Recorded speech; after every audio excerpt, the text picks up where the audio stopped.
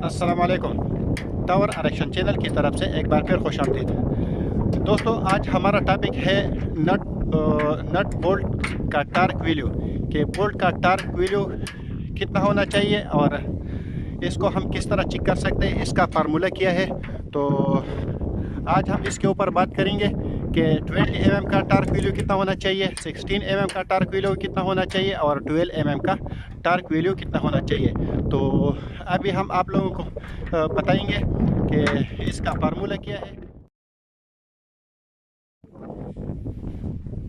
ये ज़फ़र साहब काम कर रहे हैं। अब हम इनसे पूछते हैं कि ये जो कर रहे हैं, हर चीज़ की एक अपनी वैल्यू होती है। ये 12 mm और 16 mm 20 mm के नट बोल्ट्स पड़े हैं, इनके बारे में इनसे कुछ मालूमात हासिल करते हैं। अस्सलाम वालेकुम ज़फ़र साहब। ज़फ़र साहब, ये जो नट बोल्ट पड़े हुए हैं, इनकी जो है वो टॉर्क वैल्यू कितनी है? अभी मैं आपको बताता हूँ।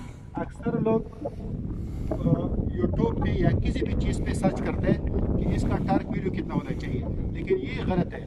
इसका एक मिसाल के तौर पर ये बोल्ट के ऊपर, हर एक बोल्ट के ऊपर एक ग्रेड होता है।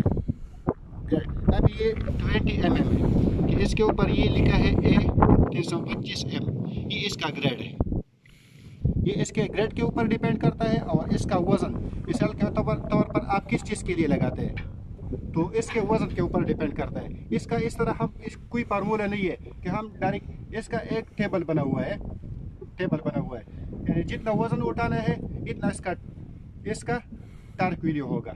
अभी हमने ये बोर्ड दो जगहों पे हमने यूज़ किया।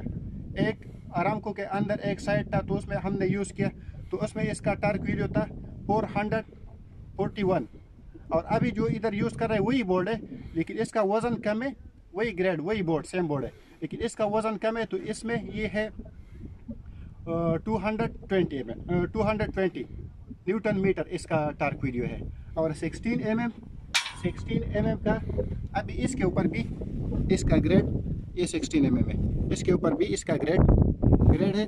तो ये ग्रेड के ऊपर और वज़न के ऊपर डिपेंड करता है। इस तरह इसका कोई फार्मूला नहीं है कि हम डायरेक्ट जाके इसके ऊपर मालूम करके। अभी ये देखो, इसका अलग ग्रेड है, चेक करो, चेक करो, ये 8.8 इसका अलग ग्रेड है। तो इसको तो हम 400 पे टेट नहीं कर सकते, इसका अलग ग्रेड होगा, अलग वीडियो होगा। अभी ये देखो, ये 12 mm, इसका भी सेम ग्रेड है।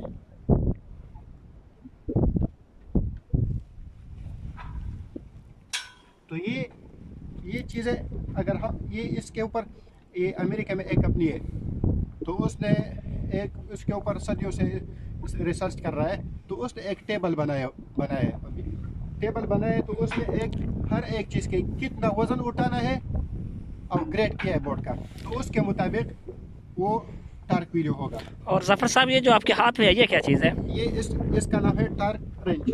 अभी इसमें टाइटिंग का दो किस्म है, एक है newton metre, NM newton metre, और एक है LB, FTLB। इसका मैं आपको बताता हूँ कि जिस तरह सेंटीमीटर होते हैं और जिस तरह फुट होते हैं। अभी पाकिस्तान इंडिया में फुट के हिसाब चलता है, गज फुट, और यहाँ पे सेंटीमीटर के हिसाब से चलता है। तो ये इसमें दोनों किस्म का टाइटिंग दिया है, न्यूटन मीटर और FTLB, ये दोनों किस्म दिया है। यानी आपके कहने का मकसद है, इसको जो है वो इधर सेंटीमीटर में करना पड़ेगा। इसको एडजस्ट करने का तरीका क्या है? इसको यानी मुख्तलिफ बात है, इसमें डिफरेंस टारगेट जाता है। अभी इसको थोड़ा इस तरफ करके, तो ये नोटल हो गया। अभी जिस तरह अगर घुमाने टाइट करना है तो टाइट हो जाएगा, अगर लूज करना है तो ये इस तरफ आके लूज करना है। मसलन अगर इसको हम लोग ज़्यादा क्वांटिटी में चाहते हैं, तो फिर हम क्या करेंगे इसके साथ? ज़्यादा क्वांटिटी, तो ये टाइट करके यहाँ पे लेके आओ, मिसाल के तौर पर। यानी आपका कहना है कि इसको टाइट करेंगे तो इसकी क्वांटिटी ज़्यादा हो जाएगी। ये घूमेगा। अभी ये नोटल है, तो ये अभी आ गया 380 पे आ गया, तो अभी ये लॉक कर दो दोबारा। यानी इसको ला करके आप काम कर सकते हैं आप। ये नहीं घूम सकते। और इस तरह इसकी क्वांटिटी अगर कम करनी हो तो फिर दोबारा इसको नोटल करके वापस घुमा के, तो वापस ये इसका यही तरीक़ाकार है।